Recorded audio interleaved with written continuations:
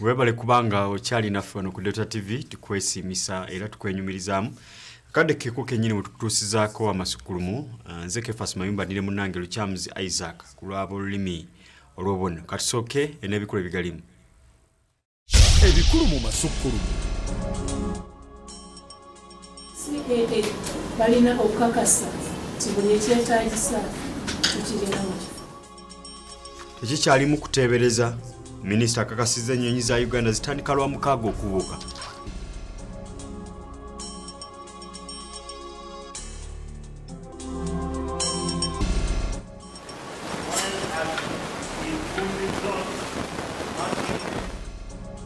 Mugende kwa limanda. Kooti y'amagye sindise basatu kwa limanda lwakutta musirikale Fred Chemongezi.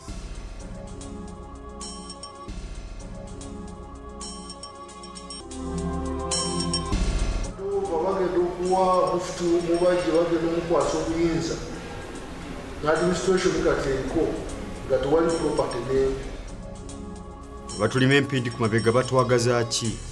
Abakampala mukadde balayidde okulwanyisa ekyabatwala ebintu by'obusiraamu.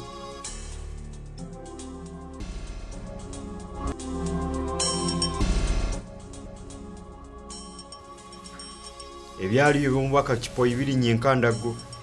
Ayagala akakiiko ka Parliament kamulirira obumbi 10 lwa kumugoba ku bubaka.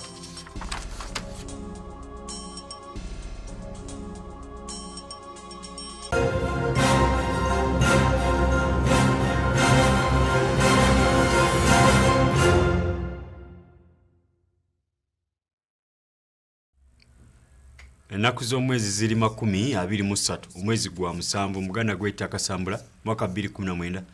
Amasukkulumu tugetandise naga ennyonyi za Uganda empya ez'ekika kya Bombardier za kutandika okugezesebwa nga zibuuka okugenda mu mawanga amalala omwezi guno nga 27 ne 28 oluvannyuma lw'okufuna olukusa okuva mu kitongole ekitwala ennyonyi mu nsi yonna ekya International Air Transport Aviation.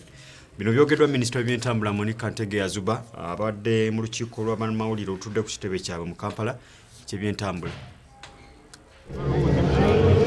Mu mwezi gwa Aprili nga 23 omwaka guno ennyonyi za Uganda Airlines ez'ekika kya Bombardier CRJ Renda zatuuka mu ggwanga ku kisaawe ky'ennyonyi ekikadde Entebbe. Ennyonyi zino zayanizibwa omukulembeze w'eggwanga Yoweri Kaguta Museveni ng'okuva ku lunaku olwo ennyonyi zino zibadde tezibuukanga okugenda mu nsi endala nga bwe kyategekebwa. Kino kyaleetera bannayuganda okulowooza nti ennyonyi zino zaaleetebwa nga nfu. Wabula olwaleero Minisitule y'ebyentambula ng'eyita mu Minisita Monica Azuba etegeezezza ng'ennyonyi zino bwe zigenda okutandika okugezesebwa omwezi guno. Ayata yetwala ensi yonna. Kati CAA balina okukakasa nti buli ekyetaagisa tukirina mu kifo. Era babadde nga bakola naffe bakola ne Uganda Airlines. Buli Uganda Airlines party gyemala nga batesitinga obajjo babadde kutesitinga okulaba nti babaddewo problem basobola abantu bonna okubajjamu mu sekensi nga 2.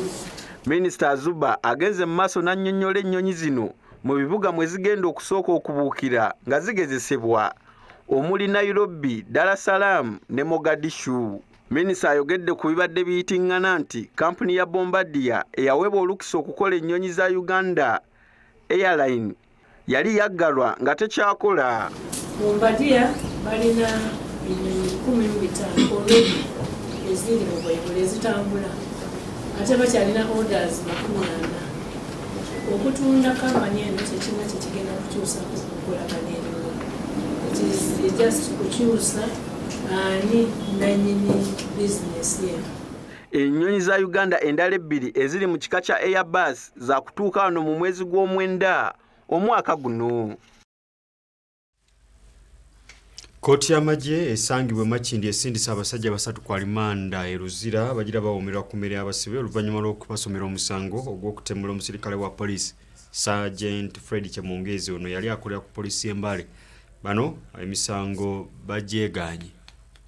Kooti y'amagye esangibwa e Makindye ekulemberwa ssentebe Lieutenant General Andrew Guti evunaanye abasajja basatu omusango ogw'okutta omusirikale wa poliisi Sergeant Fred Kyemongesi eyali akolera ku poliisi y'e Mbale. Abavunaaniddwa kuliko Private Bob Anichan, Musa Kikomeko ng'olumu yeeyita Brown, ng'ono makanika mu katale k'ewa Kisekka wano mu Kampala, ne Ronald Sekiranda Kizito ng'olumu yeeyita Joseph Sebalamu Kamulegeya, ng'ono mutuuze w'oku luguudo lw'e Salaama. Ssentebe wa kkooti eno Lieutenant General Andrew Guti yabasomedde omusango ogw'okutta.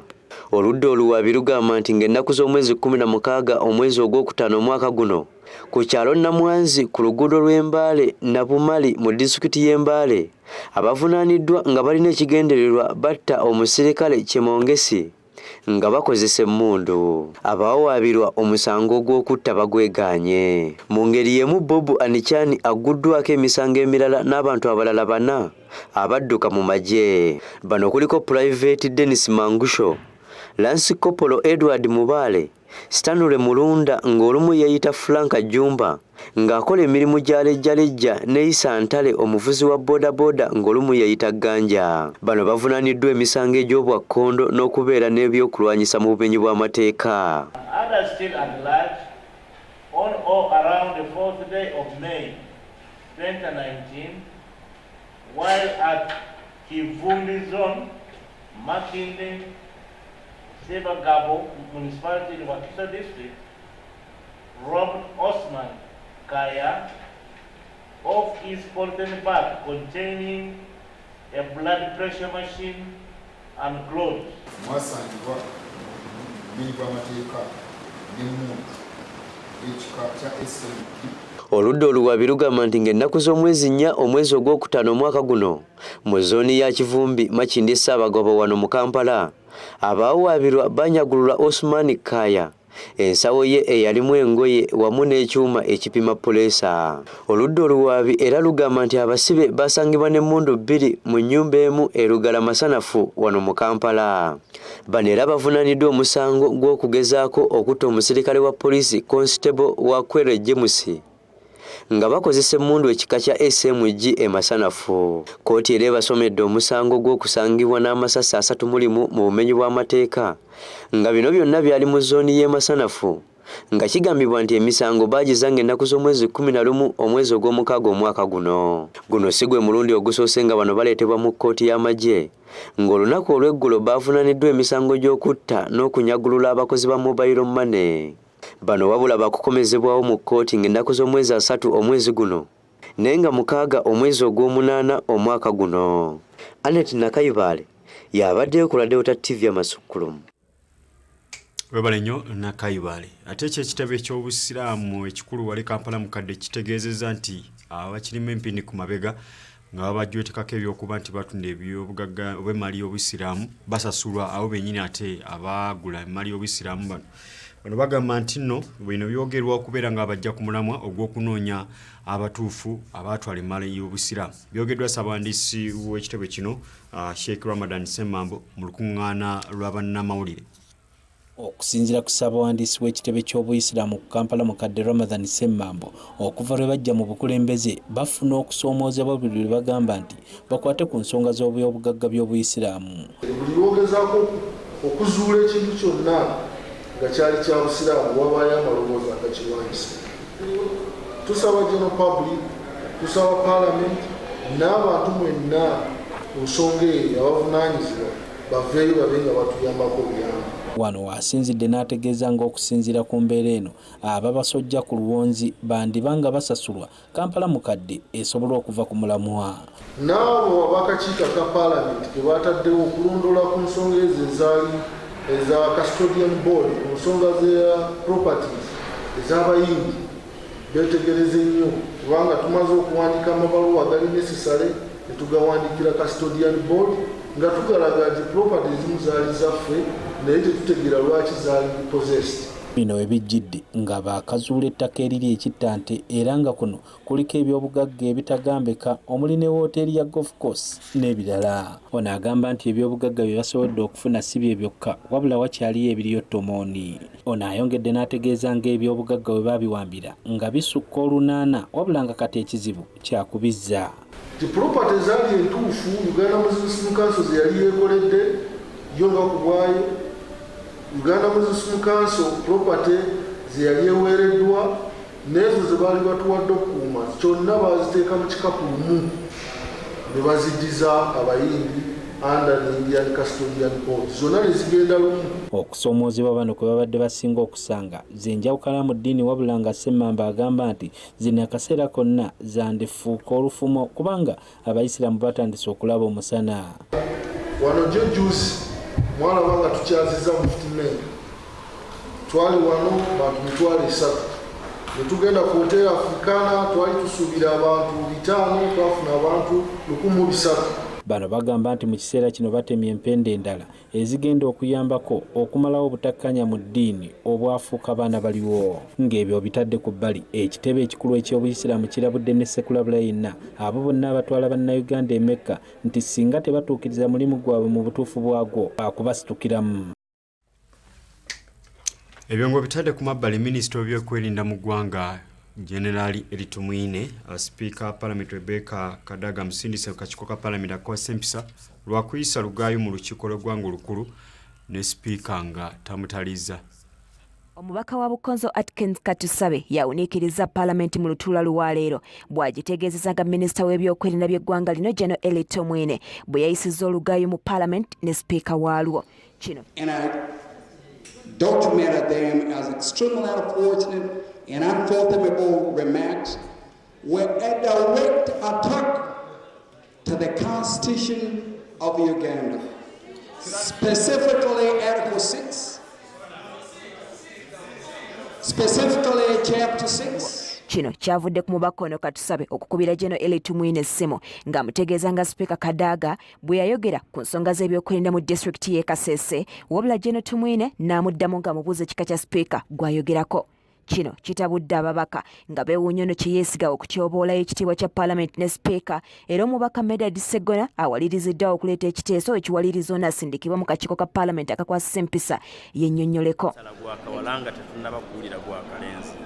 Era mu mwoyo ogwo mwe naleetedde ekigamba nti mutambuze munnaffe agende mu kakiiko yeewozeeko abamulumiriza bamulumirize ng'alina n'omukisa ogubabuuza ebibuuzo. Ekiteeso kino kimaze essaawa nnamba nga kikubaganyizibwako ebirowoozo era ababaka abasinga ne bakiwagira. Madam Speaker, since our colleague became a minister, Honorable Eritumwine, at very many instances, not once, at least, Madam Speaker, no one doubts that I can listen and understand properly something which is said over CBS. Some of us shall go there and give more additional information about him. We know what happened at the age limit here, what was saying about this Parliament. We know. He only fears when they talk about normal gallery, by the way. So it would be most appropriate to face the committee and give the committee the details of all those things you are talking about. And indeed, you are right. You remember when you were in the Speaker's dining, you actually pulled a pistol at me, and I reported you to the sergeant at arms. I did. It is on record. Wabula okukubaganya ebirowoozo ku nsonga eno kubadde kugenda mu maaso ng'ayogerwako Tumwine taliiwo nga newankubadde oluvannyuma lw'akaseera ono alabiseeko eri Parliament nga bw'aweereddwa omukisa okwogera ababaka abasinga bakiwakanyizza nga bagamba nti alina kusooka mu kakiiko kaabwe akakwasisa empisa. Oluvannyuma Speaker asazeewo n'agende mu kakiiko ako yeewozeeko. I think it's important that the honourable member be given an opportunity to explain whether he said or did not say these things, so that we put this matter to a close once and for all. And I put the question that the question be put, those in favour say aye, the contrary no. I put the question that this matter be referred to the Rules Committee, those in favour say aye, the contrary no. Please have it. Mu kwogerako naye wabweru w'ekisenge ekiteesezebwamu General Eritumwine ategeezezza nga bw'atali mu mativu na nsalawo ya Speaker okumusindika mu kakiiko ng'agamba nti yandisoose kuwulirizibwa. Kino engeri gye basazeemu kino kikyamu ate kifu kubanga omuntu waali mubogereko ensonga temumulese mbadde ngenda kubasobola kye n'ayogedde tebakiwulidde ndowooza waliwo purobulemu endala gye tunanyolonyereza tugikole tugirabe tugitereeze. Ayongeddeko nga bw'atali mumativu n'engeri paalamenti gy'eddukanyamu emirimu gyayo ensangi zino. Shamim Naiga, Delta TV, Amasukkulumu. Amasukkulumu ku Delta TV. Abakulembeze ba takisi no wawulirira n'okulaba Amasukkulumu bali mu kusattira oluvanyuma gavumenti okuleeta ebbaga erirambika enzirukanya y'omulimu gwabwe.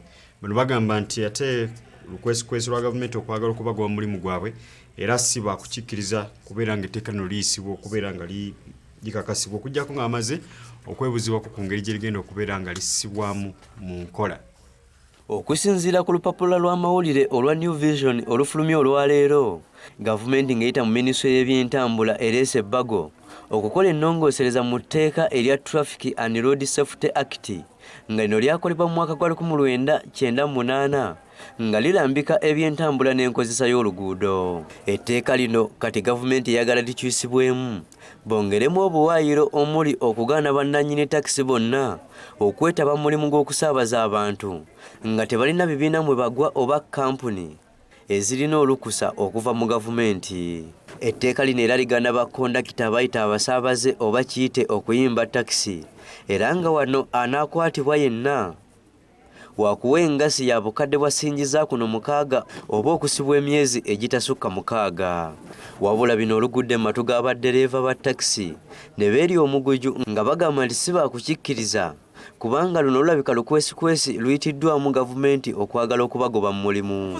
Ne baminisita bo bosasula buli kimu, transport obasasulira buli kimu, amafuta bavuge nefe abasajja abanoonya 10 n'ogamba mbu bosanga kondakita ng'ayita abantu gena muwa penalty ya milioni 6 musibe emyaka 3. Lino etteeka lijja naye byakiyayi, so kitegeeza gavumenti bwe beefuga byakiyayi naffe tulina kudda okubalwanyisa mu byakiyayi. Ekyo tuteekwa okukikkiriza lino eggwanga tulirinamu siteeka. Bwe twogeddeko ne ssentebe w'abaddereeva ba takisi abeegattira mu kibiina kya Utrada Mustafa Mayambala ategeezezza ng'etteeka lino bwe ligendereddwamu okusaanyaawo omulimu gwabwe ate nga mwe bajja ekyokulya. Kubanga akakawaayiro kagenda kuteekawo obuzibu oba oli awo oyinza okwesanga ng'ate abaleeta akawaayiro ako emabega waabwe balinayo interest ey'okwagala okutwala paati eyo mu mulimu gwa takisi. Ono era ayongeddeko nti ekyokubakaka okwegatta mu makampuni sako oba ebibiina eby'enjawulo kikyamu kubanga kibajjako eddembe lyabwe ery'okubeera mu bibiina bye baagala. Okuwandiisa emmotoka eyo mu saako kyandibadde kirekerwa badduleeva gwe bawadde emmotoka akola ku siteegi ki, akola mu kitundu ki, ali mu saako ki. Duleeva yandibadde abeera nga atunuza emmotoka eyo mu luutu eyo saako ye mwekolera. Bano bongeddeko ne balaga obwennyamivu olw'aba minisita okutuula ng'eyo mu woteeri ez'ebbeeyi ne basalawo bye baagala nga bo bannannyini mulimu tebeebuuziddwako. Wano bwe basinzidde ne baweera nga bwe bagenda okukisimbira ekkuuli era beerwaneko mu ngeri yonna esoboka. Ekyo kigenda kukola era tukubiriza tujja kulwana nakyo mu mbeera yonna okuggyako bakke wansi mapaaka bakonsalutinge individuals abali mu mulimu guno. Wandibaddewo okwebuuza ku badriver bakondakita ne bannannyini takisi ku nsonga eyo kubanga abamu badriver ne bakondakita mu ngeri emu babeera bannannyini takisi tubeera nazo. So n'olwekyo wandibaddewo okwebuuza okw'omuggundu okukolebwa ku nsonga eyo. Guno si gwe mulundi ogusoose nga gavumenti evaayo n'enteekateeka ez'enjawulo okulaba ng'etereeza omulimu gwa takisi, wabula emirundi mingi enteekateeka zino zizzenga zigwa butaka nga ne gye buvuddeko ekitongole kya KCCA ekyalemererwa okutegeka okulonda kwabwe nga pulezidenti bwe yali alagidde. Mike Mutebi, Delta TV Amasukkulumu. Tukyagenda maaso n'okutuusaako emigaso egifumbekedde mu kaawa akolebwa mu mmwanyi mu katuuso kaffe akamanya byolya.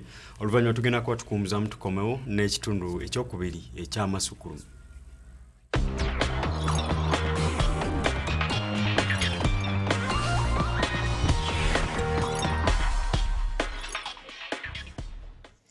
Kaawa alimu ebirungo ebireetera emisuwa okugaziwa ne giwona okuzibikira olw'amasavu ekiyinza okuviirako omusaayi gwo obutatambula bulungi.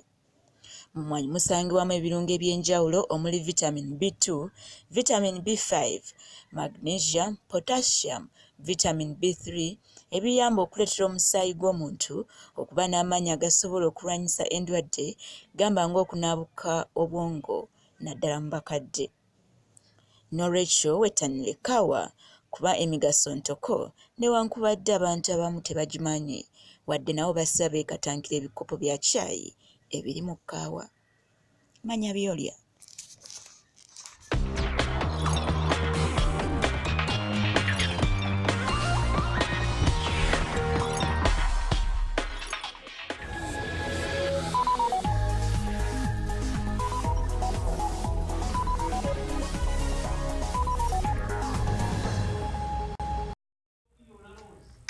Bwe kibanga okuwumula si kutuuka kati tweyongereyo n'Amasukkulumu gaffe.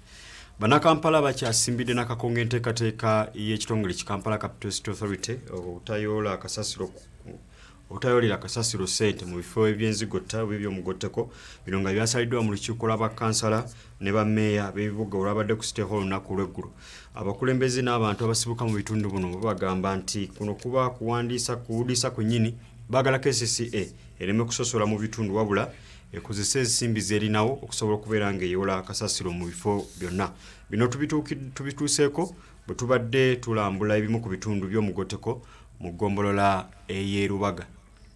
Olunaku lw'eggulo mu lukiiko olwa Lord Mayor, bammeeya b'ebibuga ne bakansala batudde ne basalawo ku ky'okuyola kasasiro ku bwereere mu bifo eby'omugotteko ebirimu abantu abateesobola oba bamufunampola era bakiwagidde. Abamufunampola oba slum areas oba ziyite amayumba gali mu mugotteko tebawa kasasiro ekyo nkiwagira. Ekiwagira ekyo naye ekikulu ekisibe kirimu nti emmotoka zitulina emmotoka nnene. Bano bawadde endowooza zaabwe ez'enjawulo ku butya kino bwe kiteekeddwa okukolebwa nga n'emu ku zo y'ey'okuwandiisa ebifo by'omugotteko byonna bisobole okutegeerekeka nga Lord Mayor bwe yategeezezza. Twagala tubagambye baddeyo bakole ekiwandiiko ekitulaga slum areas ezo ezalimu abantu abafuna mpola tugenda okuyoleramu ebwereere n'ebifo ebigenda okuyolerwamu ensimbi so tubimanye bulungi enteekateeka tusobole okugikola naffe tuginnyonnyola abantu nga naye enteekateeka nnungamu. Wabula okusinziira ku bakulembeze b'ebitundu eby'omugotteko kino bakiwakanyizza nga bagamba nti balaba kizibu ddala okuzuula ebitundu by'omugotteko ebyogerwako mu ggombolola zonna ezikola ekibuga Kampala. Njagala ombuulire bw'otandikira ennateete wano wa wosogamba nti buno si mugotteko gwali mugotteko genda mu Kampala Central mu Kisenyi awo wonna mugotteko genda ewa Kiseka wonna mugotteko genda kati kitegeeza nti maybe awatali mugotteko ye Nakasero eri ewali President's Lodge naye ate era be bataagala kusasula misolo. Tubitaddemu engatto ne twolekera ebimu ku bitundu ebyogerwako wano mu ggombolola y'Erubaga okulaba embeera bw'eyimiridde mu nsonga za kasasiro. Mu Nanfuka zooni we tusookedde kasasiro omuyitirivu yatwaniriza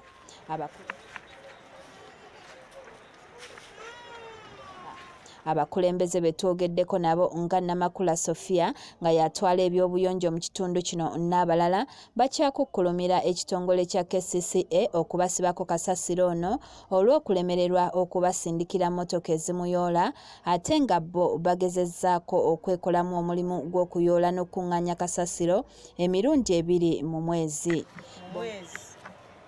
Tulongosaamu emirundi 2 naye nga tetuyita abantu balina bye bayiwawa kasasiro bagamba omuteeka mu kutiya oli ekirondoozo olaba ekiro nga gyakola ki ng'amuyiwa wange kasasiro bava wanene ayiwa paka mwala fe abakulembeze ne tutawaanyizibwa oyonja omwala oyonja simanye obagoba wanene mu zino dumping site tezookebwa bibeera wano bwe bitu ebivunze ne bivunda embwa ne zibeera omwo kwegamba tuli bubi tufa embeera eno mu kufe ng'abakulembeze kati nga olaba akasana kano nga bwe kaaka mubitankulamu nga tuyisaamu ki bongedde ne bategeeza nti wadde bookya kasasiro ono abantu gwe bakukusa ne bamuyiwa awatakkirizibwa ate aliko agazibwa agalala gabaleetera mu kino ssaawa nga 7-8 nga bettisa ebisawo era infact bw'obuuza abana abaseculiko babadde bakuta nnyo n'abantu abo nga balowooza babbi bagenda omumusanga akusa kasasi abeerosi oba abakulembeze b'ekitundu kikye bakola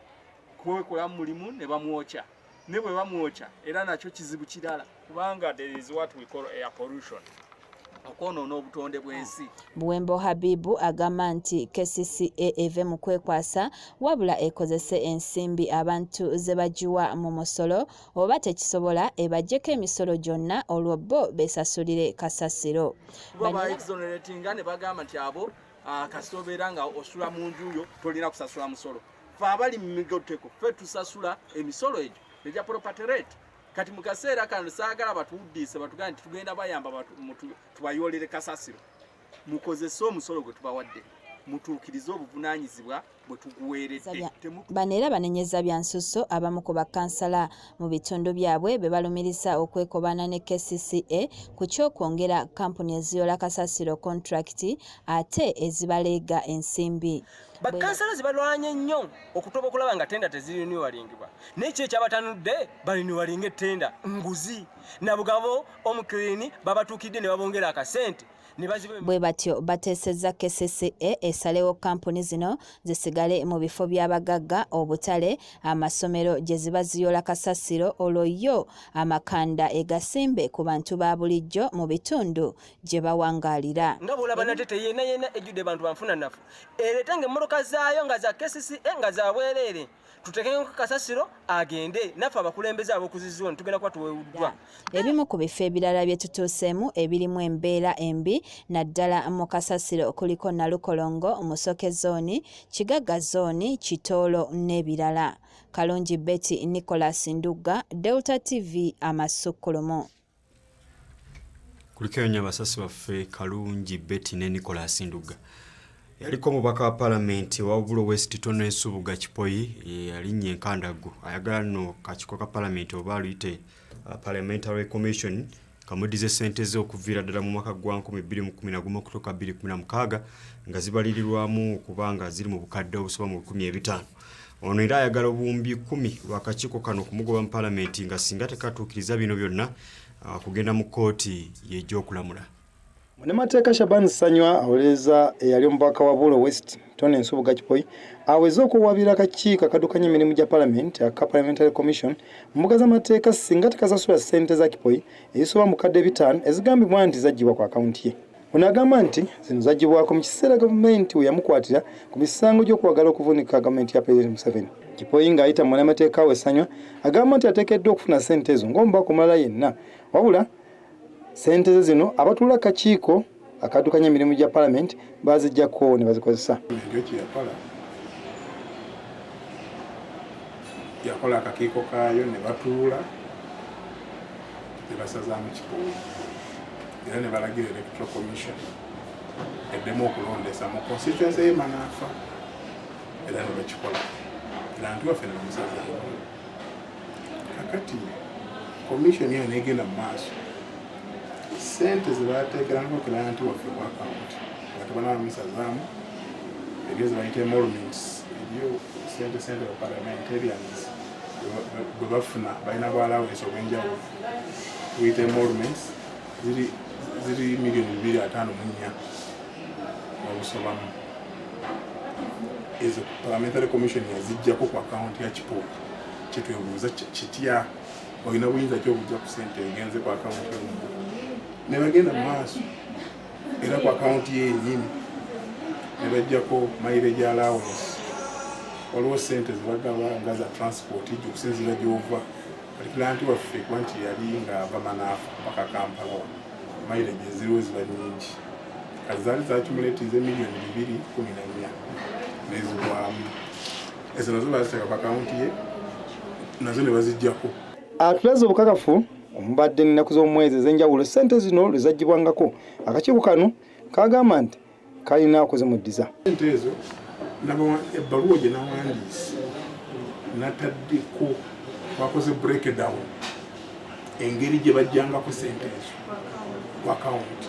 Our interest is $254,000 ezigwamu baziteeka ku akawunti ne $214,000 eza mileage nazo ne baziteeka ku akawunti. Naye kati twalaze tebo engeri gye bazijjangako olunaku n'ensonga nga tebalina nsonga yonna lwaki bajjako akawunti ya Kipoyi sente ate nga yetaliimu. Kipoyi era ayagala akakiiko kano Kamuliri obuwumbi bwa Uganda 10 olw'okulangira ekifo kye tekiri mubaka kyagamba nti kyamuwebula nnyo kuba teyaweebwa mukisa kusooka kuwulirizibwa. Ekyo kikontaane article 28 ya constitution nti omuntu yenna gw'ofoltinga alina omuwa akakisa neyeewozaako. Singa baali bamuwadde akakisa neyeewozaako tebandimugobye mu paliamenti kubanga yali alina obuzibu ebweru ate paliamenti bwe yalina okumuyamba ate netamuyamba. But mu kifo ky'okumuyamba yagenda mu maaso n'okusazaamu ekifo kye ne bakola by election nga balaga electoral commission ate ne bajja sente ze ku account mu ngeri etamanyiddwa. Atangazza nti akakiiko kano kaakozesa lukujjukujju okuggyako ssente ze ekintu ekimenya amateeka ti singa tebazimuddiza wakugenda mu kkooti. Ebbaluwa gye twawandiikidde parliamentary commission twalunaku 14 batuddemu batunyonyola what happened ki ekyabaawo.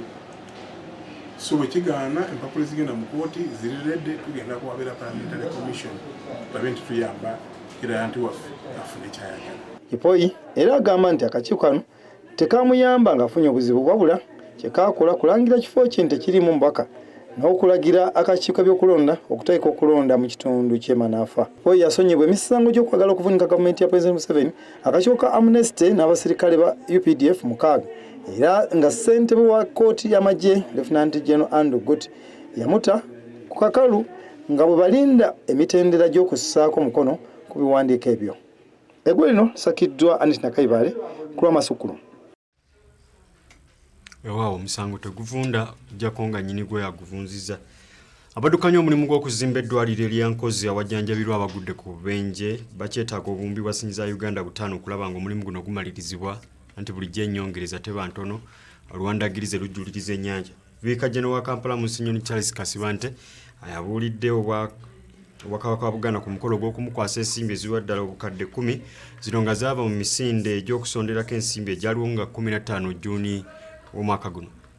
Kyaya leero Obwakabaka bwa Buganda nga bukulembeddwamu Amyuka Katikkiro wa Buganda ow'okubiri Oweekitiibwa Waggwa Nsibirwa bakwasizza abaddukanya omulimu gw'okuzimba ekifo ewanajjanjabirwa nga abagudde ku bubenje cheeki ya bukadde bwa Uganda za siringi 10 okuva mu misinde egyategekebwa Obwakabaka bwa Buganda enkozi.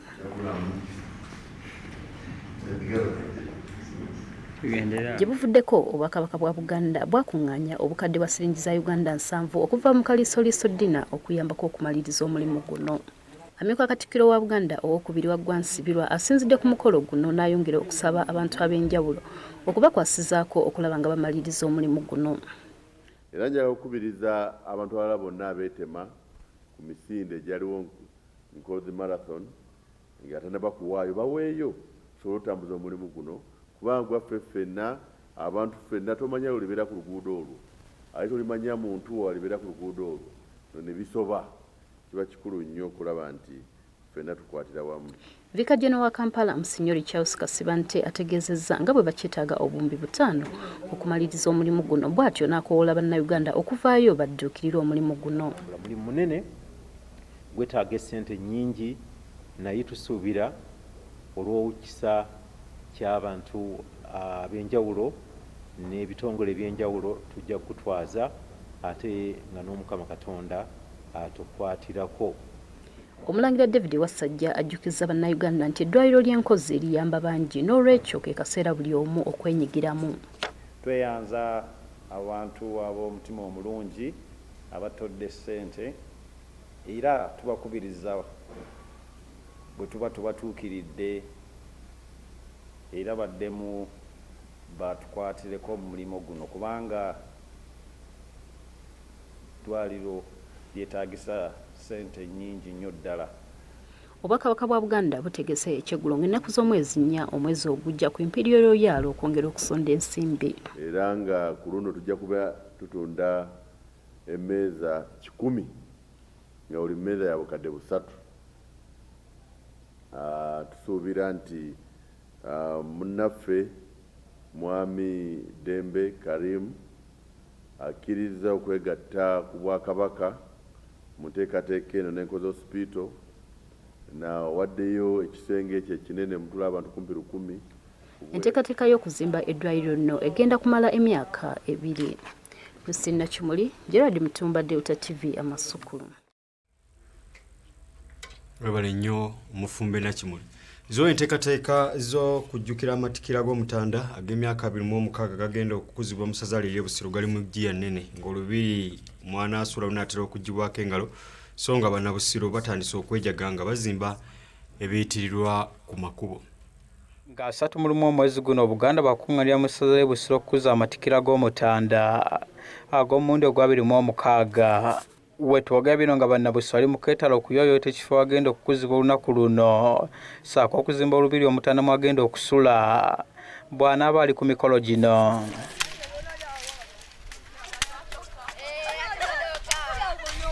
Tutuuse ku ggombolola y'e Katabi Ssabaddu mu ssaza ly'e Busiro wazimbiddwa olubiri we tusanze nga bakeetanya abazimba embiri za Kabaka nga bali mu keetalo. Charles Kiberu Kisiriza omwami w'essaza ly'e Busiro ategeeza nga bwe bali mu kaweefube okufuula omukolo guno ogw'amanyi okujja ekitibwa kya Kabaka ekijuvu mu matikkira ge. Okubeera nga gwe mukolo ogw'amatikkiro oguddiridde Jubileero. Mukimanyi bulungi eno Jubileero yaffe yali nnungi nnyo. Mukolo era tukoze emyaka 25 ku Namulondo naye ate katufunye omwaka ogwa 2006 n'olwensonga tuli mu kaweefube okulabika omukolo guno tugufuula mulungi nnyo tusobole okubeera nga oli tagenda kukira. Ono agenze maaso nategeeza nga bannabusiro bafubye okwetaba mu nteekateeka eno ekibawadde essanyu ery'amaanyi.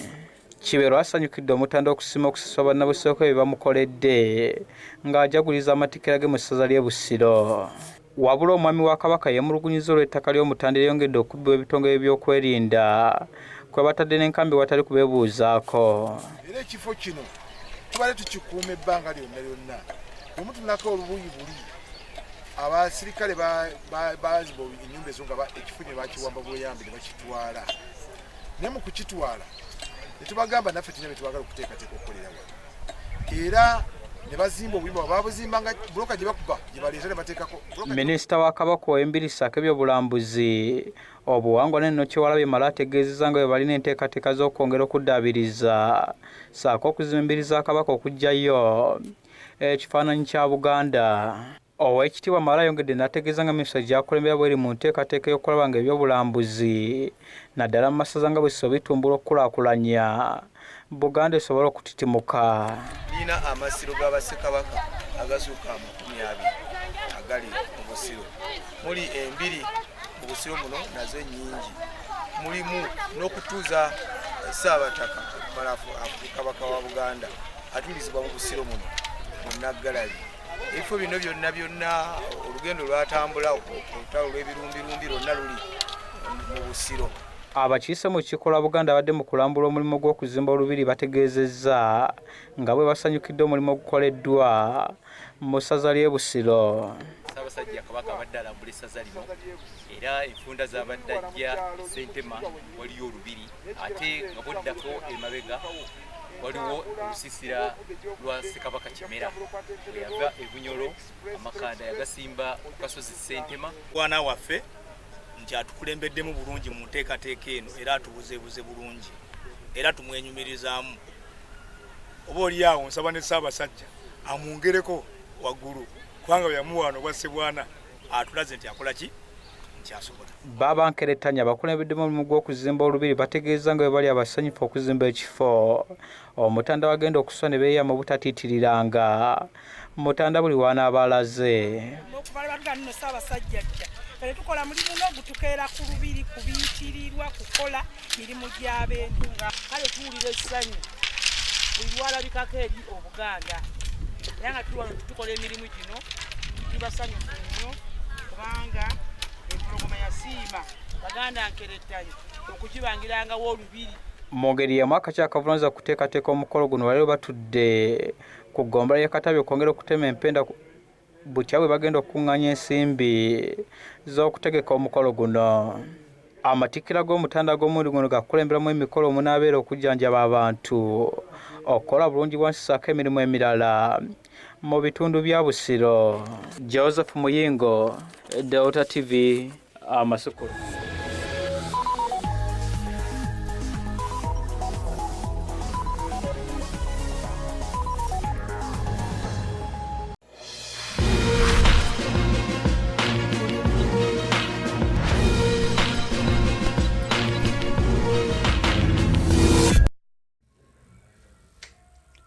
Wow, Katikkiro wa Buganda Charles Peter Mayiga atongoza kaweefube w'okusimba emmwanyi mu ssaza ly'e Kabula mu disitulikiti ey'Eryantonde ng'ayita mu nkola y'Obwakabaka eya emmwanyi terimba y'omwaka guno 2019.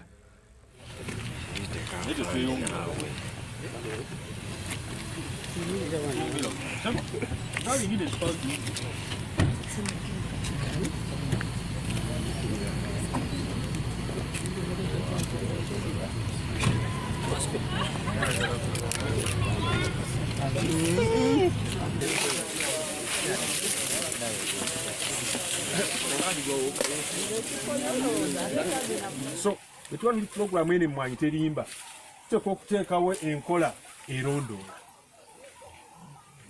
era ng'Obuganda tufune abalimi kati nga nze mama bwe yanzijayo nannonda ne tufuna n'abalimi abalala mu masaza gaffe ne twekolamu olukiiko. UCPA itugadde ekitaazigolokwa yeekennenya ebinnya nowagaba byasimbye oba biri fuuti 10 ku 10 oba ataddemu obusa byenjogera njogera Luganda oba Lugereegi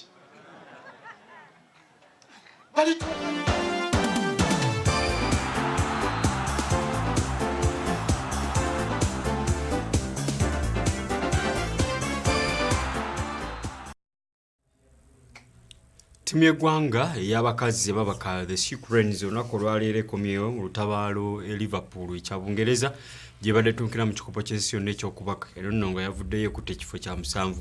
Ttiimu eno yakuwumula kitono ng'esuubira ate okwolekera eggwanga erya South Africa mu mpaka endala. Baniiziddwa minisita w'ebyenjigiriza n'ebyemizannyo Janet Kataya Museveni mu maka ge wali Nakasero gy'abagabulidde n'ekyemisana wabula n'abakuutira obutalowooza nti batuuse wabula bakolerera ate okusukkuluma abo babadde batuuse. Agamba nti ebyensimbi byakwongera okutunulwamu bongere okubirongoosa.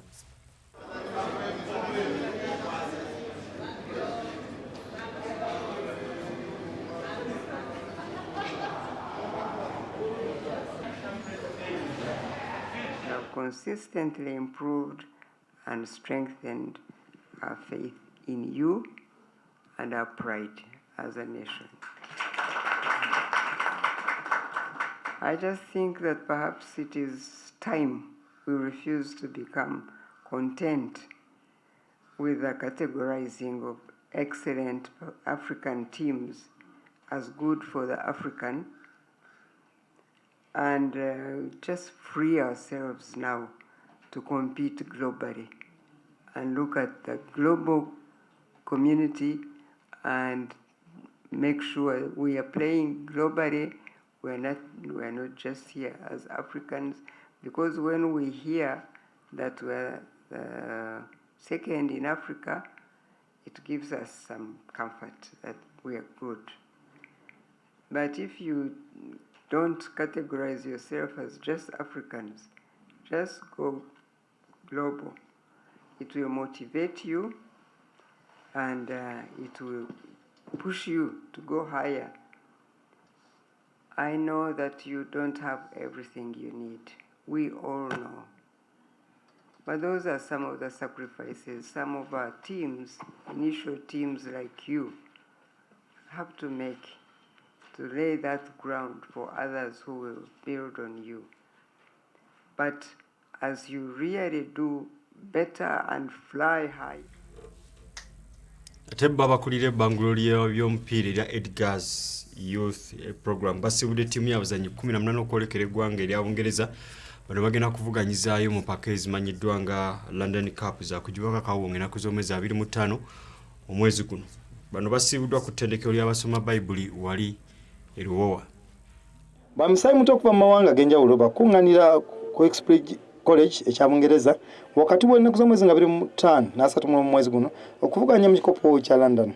Nga n'aba Edgar's Youth Program mwe bali bamusayi muto bagenda kuvuganya mitende gy'enjawulo wakati w'emyaka 7 ne 19. Yakulya Edgar's Youth Program Edgar Watson atangazza ku mpaka ezibagendamu. Okusobola okuwa abaana bano omukisa kuba nti basamba omupiira ne bannaabwe abava mu nsi endala. Kino kiyamba nnyo mu bulamu bw'omwana naddala ng'akula era n'asobola okusamba omupiira gye gujja obeera ne mu bulamu bw'ensi okuba nti asobola okugenda n'ayigirako ku banne biki ebigenda mu maaso. So kye kitukozesa kino okusobola okuba ntuwa abaana embeera eyo basobola okuba nti bayiga nga balabako. Nga guno gwe mulundi ogwokubiri aba Edgars okunganya mpaka zino. Mulundi guno omutendesi era akulembeddemu ttiimu Dani Mubiru agamba nti balina okudda n'obuwanguzi. Ttiimu tuzitegese bulungi ate ne age group ezisinga tukola ki tuzirina tuweza abazannyi ojja kulisanga ng'ebiseera bibaddeko awo ng'abazannyi mwina gwe mulaakingamu obanga badde yakaenrollinga myezi nga 5 nga tannabakola ki kupiikinga bulungi n'abeera mu ki mu engagement eno naye ekyenjawulo ekiriwo nti mu engagement eno like 70% babaddeyo ku mu tournament eno so tusuubira nti tujja kukola bulungi. Abamu ku bazannyi abagenze mulimu Siragi Sserunjogi, Zidane Sekamatte, Baron Nambale ne Nahia Nashimuli, Ssaako Kapiteeni Jason Van Helput empaka era azogeddeko bw'ati. We've been training these past few weeks in day out. We've been really playing hard, and I think that as a team we're ready to hit the London Cup. I mean, I know some of the players are not yet have their visas or might not come up today, but I mean, with the team that we have now that we're going to travel with tonight, I think that we are more than ready to travel and play in this London Cup.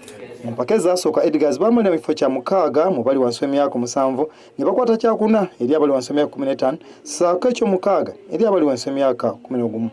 Ettendekero ly'omupiira ya Edgars yerimu ku matendekero mu ggwanga gayambye nnyo okuzuula n'okutumbula ebitone byabaye mu nsayi muto mu ggwanga nga lirina amatiimu agawaggulu ge gayamba. James Manja, Teta TV, Amasukkulumu.